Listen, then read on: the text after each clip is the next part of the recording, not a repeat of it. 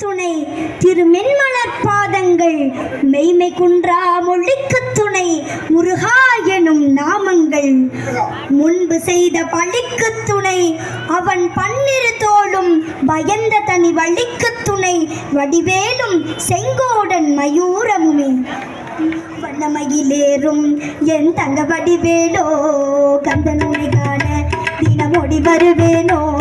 செந்தமிழை காக்கும் மேல் சேவல் கொடியானோ எண்ணி எண்ணி பாடும் என்னை கந்தன் அறிவானோ